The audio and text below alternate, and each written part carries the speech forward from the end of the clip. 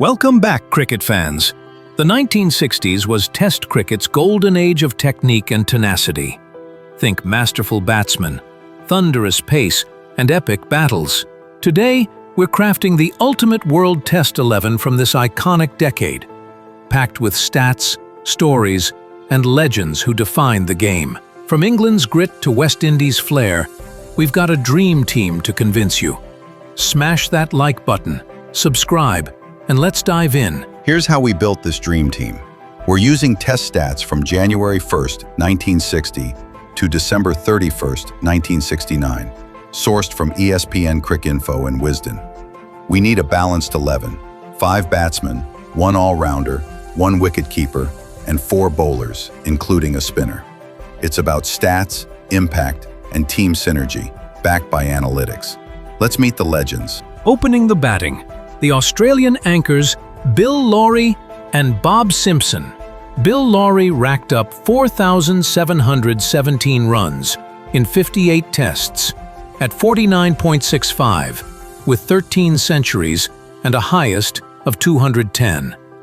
Known for his dogged defense, he was Australia's opener against fearsome pace. His 210 against India in 1964 was a gritty epic, and he averaged 55.33 in wins. Lawry's resilience and concentration earned him a spot.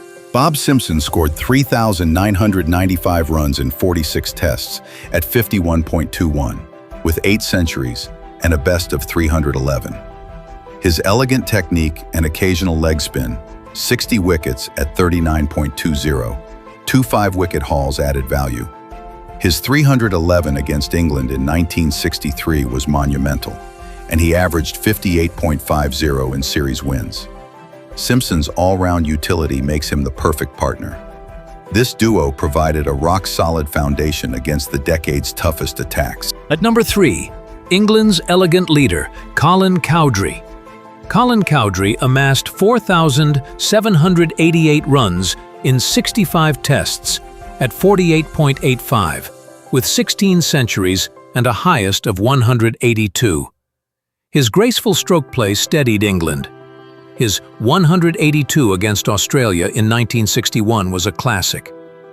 Averaging 54.66 in wins, Cowdrey's consistency and captaincy experience secure his place. Number 4, England's batting rock, Ken Barrington. Barrington led the decade with 6,397 runs in 75 tests at 59.78, including 20 centuries and a best of 256. His stubborn resolve frustrated bowlers like Hall. His 256 against Australia in 1966 was masterful, and he averaged 65.33 in wins. Barrington's run tally and resilience make him indispensable. At 5, West Indies flair king, Rohan Kanhai. Kanhai scored 3,739 runs in 43 tests at 49.85, with 10 centuries and a highest of 153. His inventive shots dazzled. His 153 against England in 1963 was spectacular. Averaging 56.50 in wins, Kanhai's adaptability and middle-order spark earned him a spot. At 6, West Indies all-round genius and captain, Garry Sobers. Sobers scored 4,563 runs in 49 tests at 60.03, with 15 centuries and a highest of 226, and took 162 wickets at 32.29, with 6 5-wicket hauls. His 226 against Australia in 1961 was breathtaking, and his 6 for 73 in 1966 dismantled England. Sobers' dual mastery and inspirational leadership make him the ideal number 6 and our captain for this 11. His tactical acumen would orchestrate victories. Behind the stumps, England's versatile gloveman, Jim Parks. Parks scored 1,947 runs in 45 tests at 32.45, with 2 centuries and a highest of 108, and claimed 113 dismissals, 102 catches, 11 stumpings. His 108 against New Zealand in 1963 added value, and his 32.45 average outshines Australia's gloveman, Wally Grout's 11.95, with 538 runs, 118 dismissals, proving analytics specifically superior for lower-order resilience despite fewer dismissals. Now, the bowlers who'd make any batsman quake. At 8, England's pace legend, Fred Trueman.